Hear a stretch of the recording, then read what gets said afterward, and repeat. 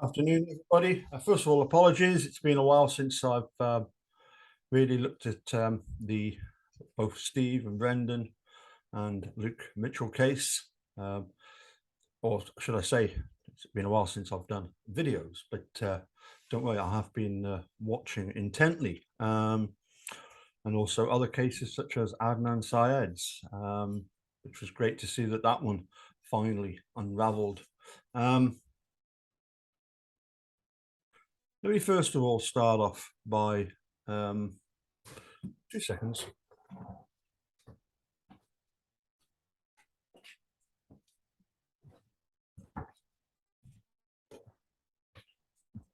Some of you will have noticed Captain Crunch is nearby. This is the book by Sandra Lane, Innocence Betrayed. Sandra, as far as wrongful convictions are concerned, is somebody that we would class as a truther. The opposite of a truther, of course, is a guilter. Truthers, they have nothing to gain financially or otherwise by being truthers. They simply want to know the truth. And if they can see that somebody has been wrongfully convicted, they want to try and speak out about it.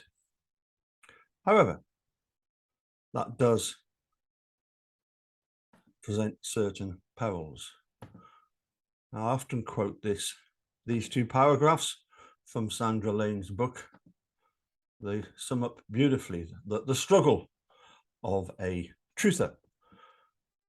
An accusation has been leveled at me time and again that telling this story, that of Luke and Jodie, is disrespectful to the victim and her family.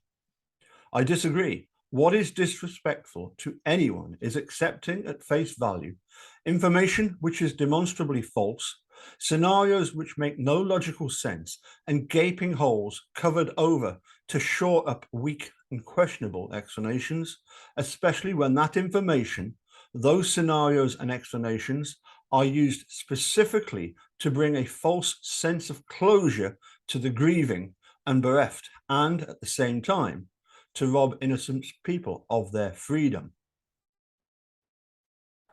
I say, Sandra, she's a truther. Truth-seeking is a precarious and often maligned pursuit. To be labelled a crazy conspiracy theorist, interfering do-gooder, fame-seeker, evil bitch, murderer lover, sicko, these are the reactions of many who are afraid of the truth. That fear is understandable. We believe that justice and those we trust to take care of justice for us are the very foundations on which our safety and security are built. If they cannot protect us, who can? But those who react so negatively out of fear miss the most central point of truth seeking. It is not only to ensure the correct person has been convicted, but also to discover what really happened. In this case, to a 14-year-old girl whose death is unimaginable.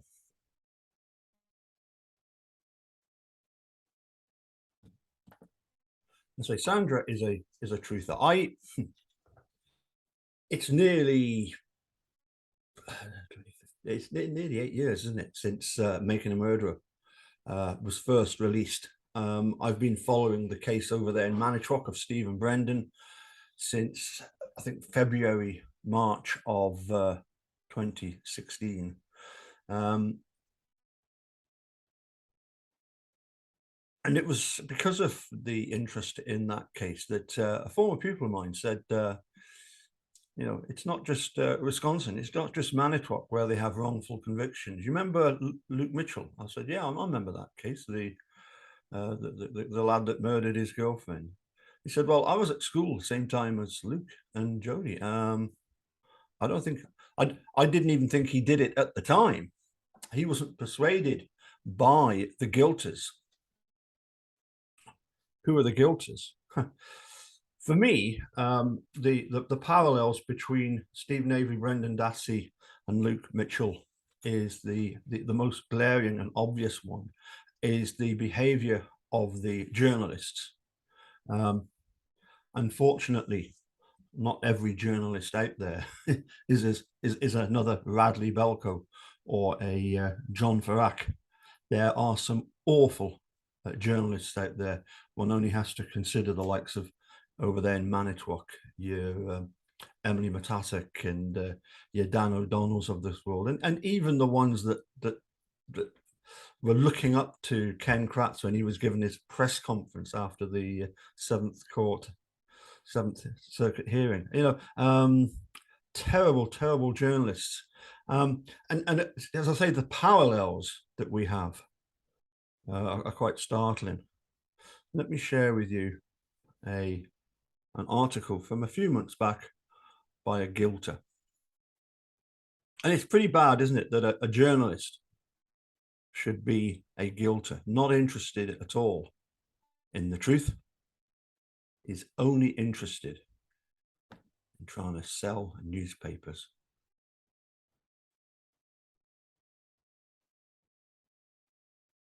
No, let's just do this a minute.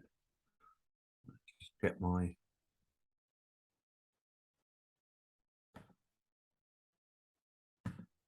documents lined up.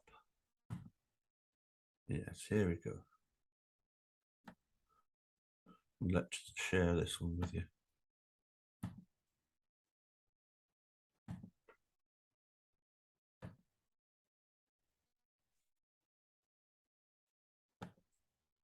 Now, obviously, most of you will know about the Murder in the Park documentary that came out.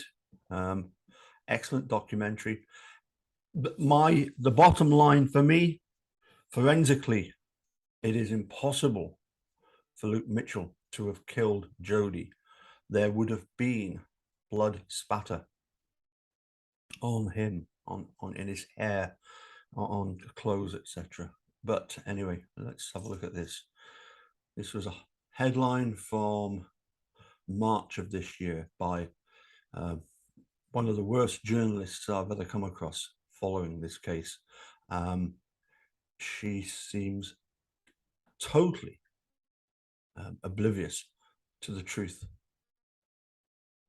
and is willing to, highlight somebody's political persuasion in order to try and perpetuate her own nonsense. Jodi Jones' killer, Luke Mitchell's freedom bid, backed by Tory council candidate, sparking fury. Claire Brown shared a Facebook post which claimed evil Luke Mitchell was a victim of a clear miscarriage of justice. A Tory election candidate has been accused of insulting the family of tragic Jodi Jones after she declared the teenager's killer was innocent. Claire Brown, who is standing to be a Conservative councillor for the Upper Braes ward in Falkirk, shared a Facebook post which claimed evil Luke Mitchell was a victim of a clear miscarriage of justice. And I would just like to point out, by the way, that, using politics or trying to pamper to people's political persuasions is so crass. Wrongful convictions are not in the slightest bit interested in what your political persuasion is. Truthers come from all different backgrounds. The guilters, I'm sure, also come from a lot of different backgrounds. I'm sure that, as in the case over there in Manitowoc, even when people are proven innocent, guilters will still insist on that person being guilty just because in their mind, they've got to dislike that person so much. Anyway, let's carry on. Her comments were condemned by a member of Jodi's family who said they remain satisfied that police apprehended the right person following a murder that shocked the country in 2003.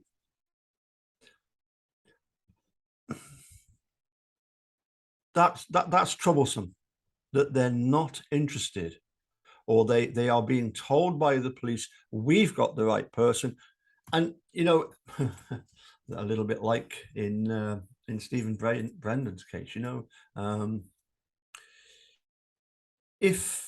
even if the members of Jodi's family did have concerns about the integrity of the conviction. Who can they turn to? Luke, then aged 16, was convicted in January 2005 of killing 14-year-old Judy in Woodland, close to her home in the East Diocese area of Dalkeith, Midlothian. He was found to have slit Jodie's throat and repeatedly stabbed her, and yet not a single speck of blood spattered on him at all.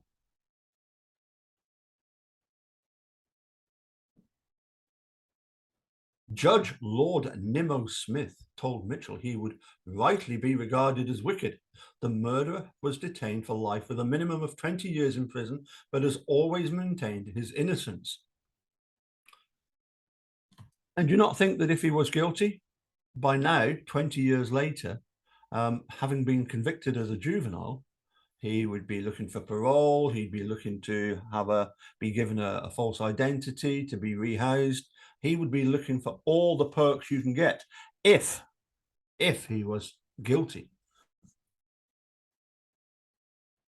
An online campaign to free Mitchell has gained traction in recent years, and public interest in the case was renewed following a documentary broadcast by Channel 5 in February last year. Brown from Slamanan, Falkirk, shared the Facebook message that same month declaring him to be innocent in a now deleted post. That doesn't surprise me. The number of guilties you would get harassing and haranguing her. It's like Luke Mitchell talks about this in the documentary. Every time he protested his innocence, just shouted down. Stephen Brendan, just the same. Such a clear miscarriage of justice and 17 years of an innocent person's life wasted. In another message, she blamed the media and pressure on the police for the arrest of Mitchell. As I say, there are some very, very good journalists out there, the Radley Belkos and the John Farracks of this world. There are some awful ones like this Rachel Hamilton, who is one of the lowest of the low, in my opinion. The media, yeah, at the time, they were, well, as you saw in the documentary, the media are being told by the police that, you know, this guy Luke Mitchell, he's evil, he's a devil worshipper. You know, parallels, of course, between Luke Mitchell and Damien Eccles of the West Memphis Three, who was not only found guilty, but sentenced to be executed, and in the end had to take the Alford plea. And I believe there's movement on that case as well. But anyway, she blamed the media and the pressure on the police for the arrest of Mitchell. Yeah. The other thing I want to say about the police, look, even Andy Colburn in Manitowoc, I'm sure there's many a time when he stopped his patrol car to help Granny who'd got a puncture. You know, I'm not saying that the police are bad. They're certainly not. I have huge respect for the police, but as people often realize, all compasses point north. And as soon as Luke was the suspicions fell on him, then it was always going to be a case of everybody falling in line. Nobody dared speak out. And yeah, hopefully, you know, Luke Mitchell's case is a rarity. Anyway, here's this post. Luke Mitchell did not kill Jodie Jones. Such a clear miscarriage of justice and 17 years of an innocent person's life wasted. How is Mum is living? So sad. Right, okay. A member of Jodie's family told the Record, in a democratic society, it is right that most should be allowed to stand up for their local communities and enter into the political arena. As a family, it is disappointing to see someone supporting a killer who has shown no remorse or shame for his actions and standing as a candidate. This woman declared Mitchell was innocent and blamed others for the conviction, including the police. As we have repeatedly said, he was found guilty in a court of law and police are satisfied they have the right person. So are we. Those entering public life shouldn't be getting involved in matters of justice. Particularly when it would appear that all this candidate knows about the case is from a terrible television program and social media. Rona Mackay, a member of Hollywood's Criminal Justice Committee, branded Brown a disgrace and called for the Tories to suspend her. She said these are disgraceful comments from Claire Brown and a complete insult to the family, Jodi Jones, who have been through an incredible amount of trauma for years. It is extraordinary that someone who is seeking elected office would undermine Scotland's justice system. A full trial with a jury heard the case and all the evidence and concluded that Luke Mitchell did murder Jodi Jones. Brown said, "I'm genuinely sorry for this. I had seen some information in the documentary which I believed without checking the sources. I now realise that I was completely wrong and I apologise for any hurt this comment may cause." A Tory spokesman added, "We have spoken to the candidate about trusting and verified information. There is no place in our party for unproven conspiracy theories." She has said sorry and promised to do better in the future. We have accepted that apology.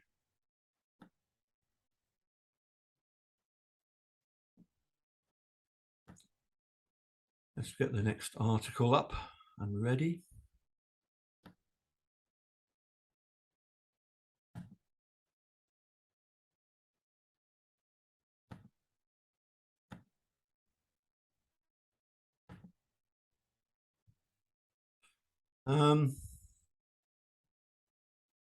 Actually, I'll tell you what I'll do just very quickly. I'll pop this one up. This is a message I got from Steve Drizin. This is one that I often quote as well because it's quite poignant. It's to do, obviously, with me having contacted Steve Drizin over there in America, in Chicago, about Brendan. And he wrote back to say, "Thanks, Paul. I've been in this business long enough to know that the struggle for justice is a long game, not a short game.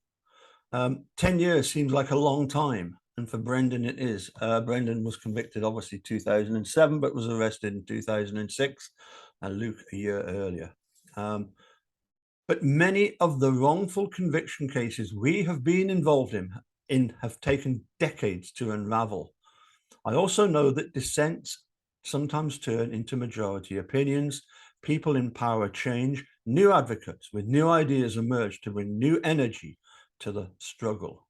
And then he talks about false confessions, which obviously doesn't apply in the case of Luke Mitchell, who, to his credit, stood his ground quite firmly when being interrogated and refused to admit to something he had not done.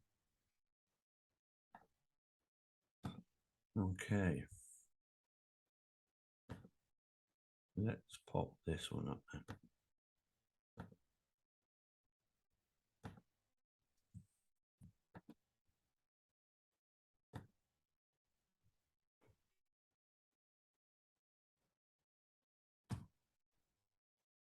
I think it's there's a phrase that goes that three things that cannot hide forever: the sun, the moon, and the truth. So this is from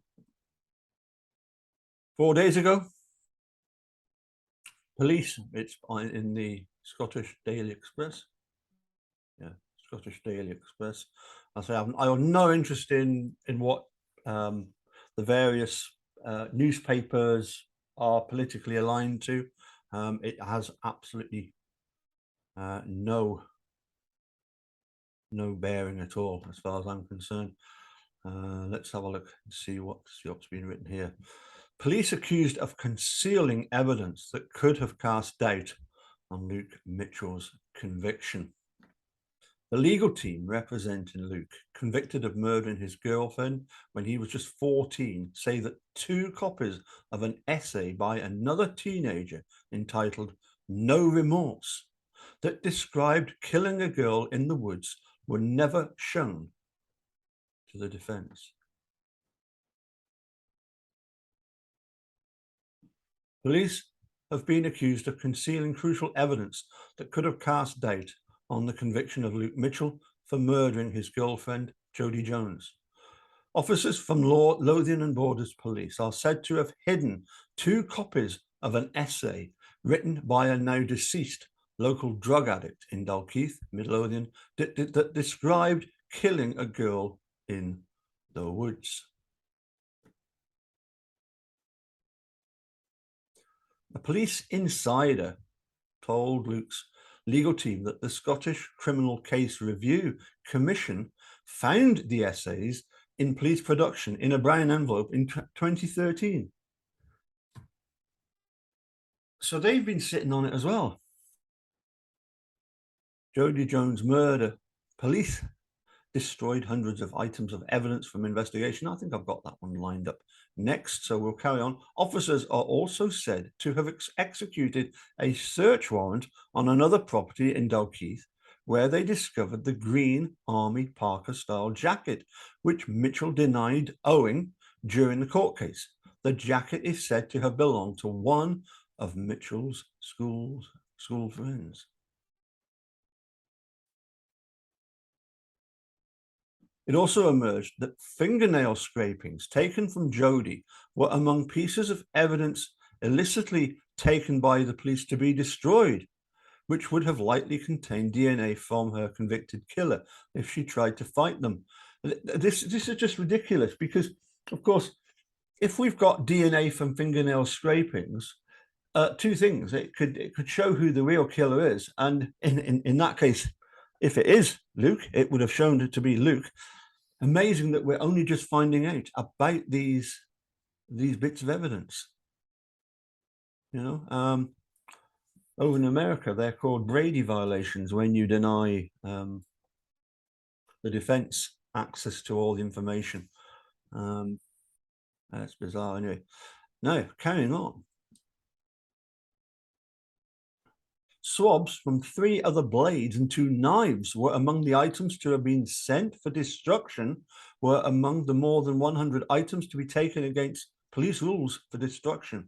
None of the uplifted items were made available to his defense team during the trial. Lawyer Scott Forbes of Mitchell's legal team told the Scottish Daily Express, the police insider who gave me the destruction of evidence tip-off also showed me the essays. They went to the appeal court and police said no such essays existed. It just lies. The insider tells me, here is something for you special and written in police files. Was police production not given to the defense? It is marked essay from X. It is titled No Remorse. It was found by the Scottish Criminal Case Review Commission in 2013 within the police production, and it was in a brown envelope with a production number.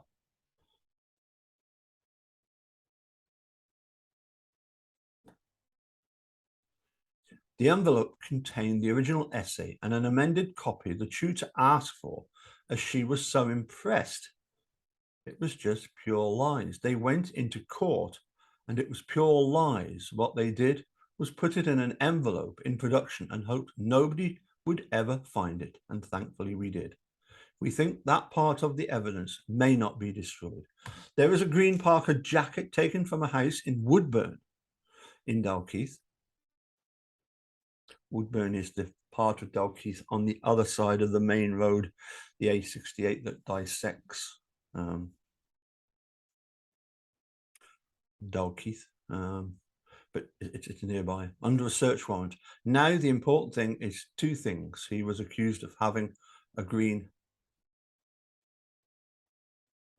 Army Parker. He denied it all along, I presume. It came from another house under a search warrant. In court, it was said that there was no other search warrant executed except for anything linked to him, i.e. his mother and his father's business.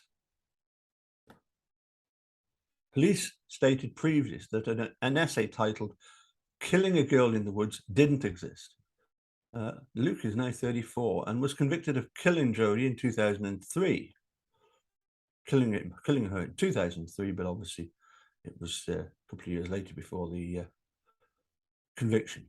His legal team could sue prosecutors after it emerged it was the team who sanctioned the police to destroy evidence from the murder case.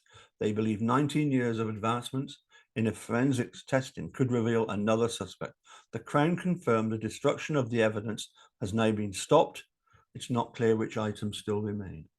Detective Chief Superintendent Laura Thompson said the murder of Jodi Jones in 2003 was a horrific crime, and our thoughts remain with her family and friends. Yes, absolutely. Luke Mitchell was arrested and charged following an extensive investigation by Lothian and Borders Police and a huge, huge witch hunt by the press. Police Scotland is satisfied that no further investigation is required and nobody else requires to be traced in connection with the murder of Jodi Jones. As with any investigation of this size, a large number of items were seized but did not become productions for trial. Okay, let's go on to the next one. Let's do that. Let's click on that. This is the third article from, I think, just 2 days ago.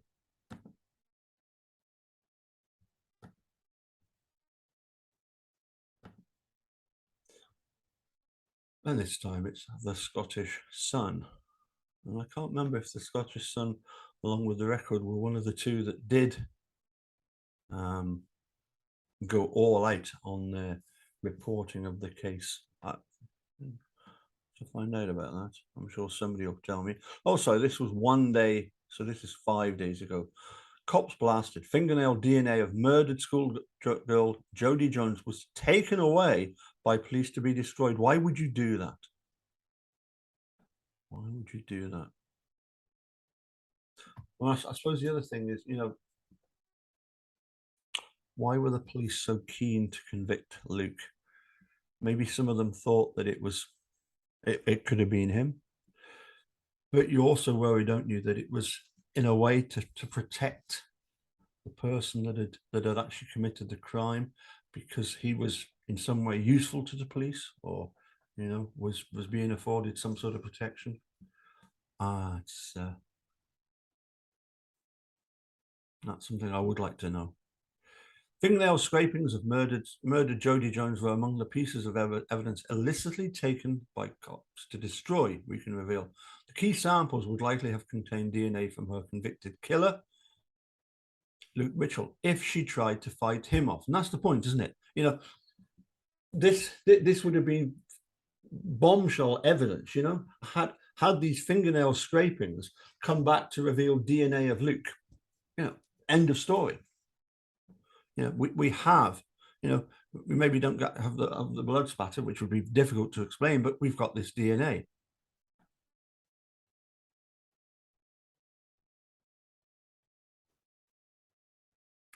Two knives and swabs from 3 other blades were among the items. Burnt clothes and a green Parker-style jacket belonging to one of Mitchell's then school pals was also removed. We told how more than 100 items were secretly taken by cops to be trashed against their own rules. None of the uplifted items were made available to his defense team during the trial. 2 essays entitled No Remorse by a now deceased local drug addict were also taken away. This described killing a girl in the woods. Police stated previously that another essay entitled Killing a Girl in the Woods didn't exist. Lawyer Scott Forbes of Luke's legal team said, I'm of the opinion that from the outset, police have lied about, hidden and manipulated the evidence in this case. The recent developments support this. Lies about search warrants and essays were told to the High Court. The green Parker coat was manipulated and hidden, as was Jodi's psychology reports and several knives. This included the so-called missing knife that was fed to the court and public. This case requires an immediate inquiry. Criminologist, truther, and author Dr. Sandra Lane added, with so much evidence of wrongdoing continuing to emerge, it's time for a full, independent, transparent review. Something that Sandra often goes on about was the review that was eventually carried out following the disaster at Sheffield with the Liverpool supporters, the Hillsborough tragedy, which would be sort of above the heads of the police. You know, you can't have the police investigating this case anymore.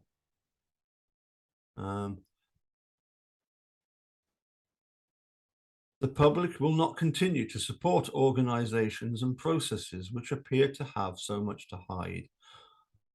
Luke was caged for knifing Jodie to death in Dalkeith in 2003 when they were just 14 years old.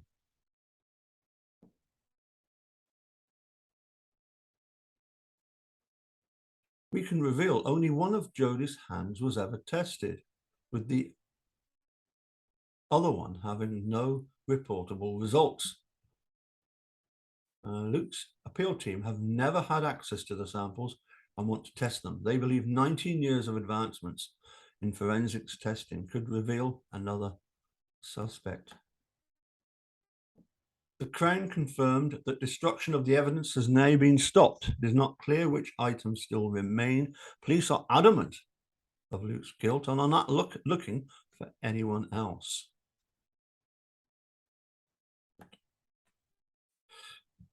I seem to have slipped.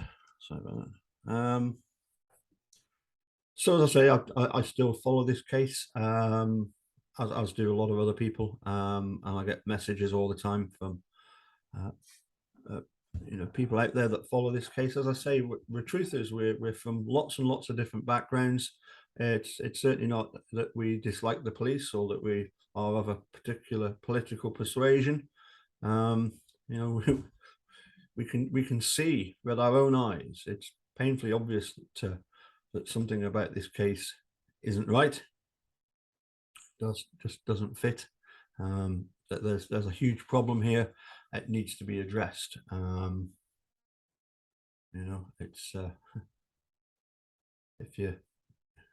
some of the guilters would even go so far as to say that why you bothered about somebody that lives, well, in the case of Stephen Brendan, 4,000 miles away. Well, because we can see how it can affect people that live just 20-30 miles away.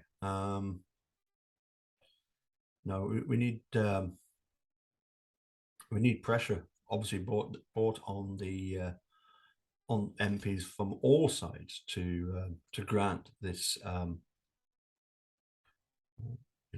a review, an investigation into this case. So you can't expect the police to go investigating themselves. They're quite adamant that they've got the right person. It's quite clear that they haven't, and that there's huge problems with their gaping holes in what they've done. And unfortunately, you'll always get guilters like the Rachel Hamiltons of this road, who are just happy just to spurt out, to parrot whatever they've been told. They have no desire whatsoever to consider. They have no use for the truth. They have no use for finding out what really happened. They just want to sell copy. They just want to sell their newspapers and go along with a particular line of narrative that they've been given. Terrible journalism. As I say, I first got into following Stephen Brendan on account of the fact that my daughter was a journalist student. And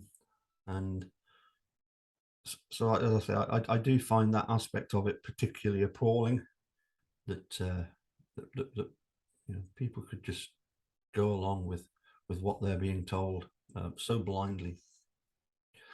We hope at some point that maybe Rachel Hamilton will eventually,